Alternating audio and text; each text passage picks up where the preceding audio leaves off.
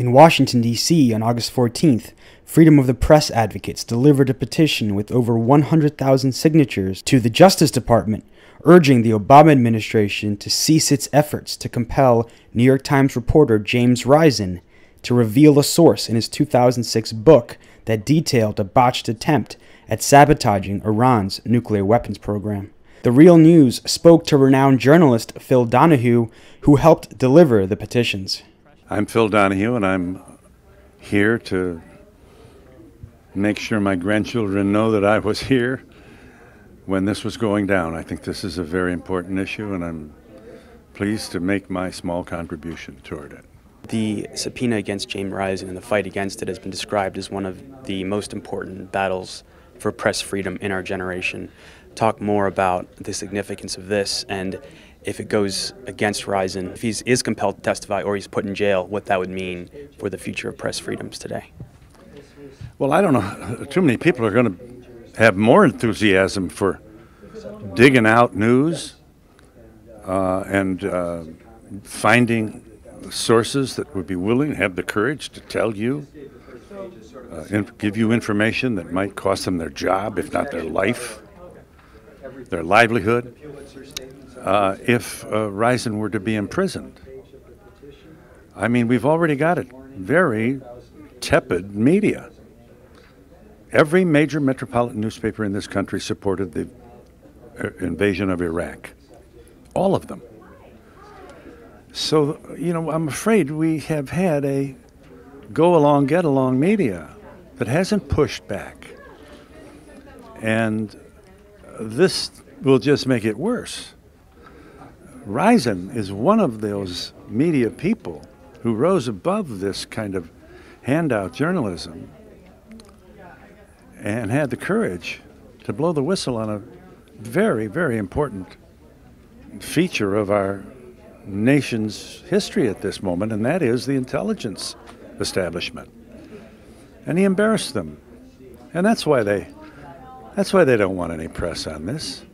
We think he should be put on a pedestal, and we have an administration who thinks he should be put in prison. Why is this important now, especially under a Democratic administration? I think it's an example of the fact that power corrupts. Power doesn't want you looking under the tent.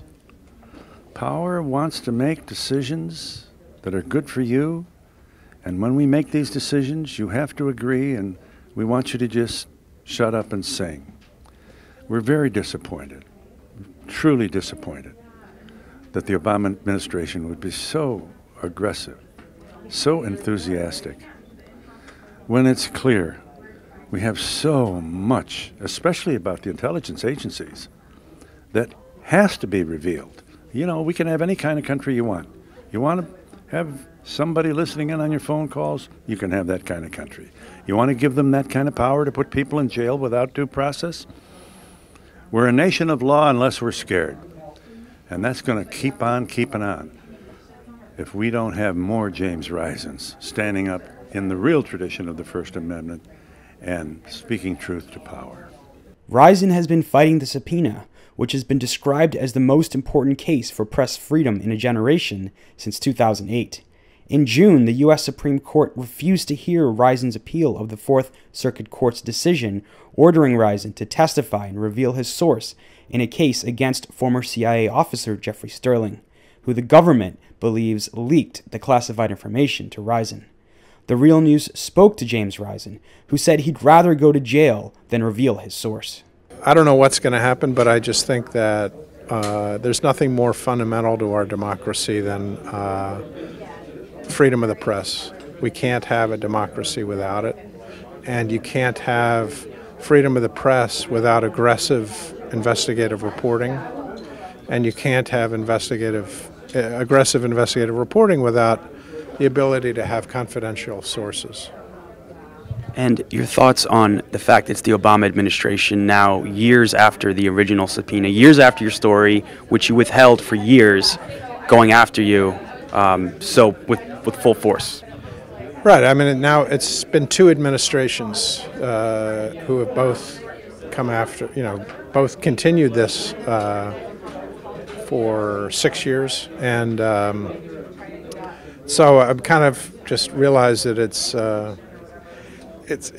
I don't know what you would say. It's just strange that it's been continued this long by the government. And your overall thoughts on how the Obama administration has treated whistleblowers and journalists who they have leaked information to? Yeah, I mean, I think it's been well documented that they have, as several people here said, they've gone after more whistleblowers than any other administration in American history, and I really don't understand why. I don't understand why they've done this when it is so antithetical to press freedom in America.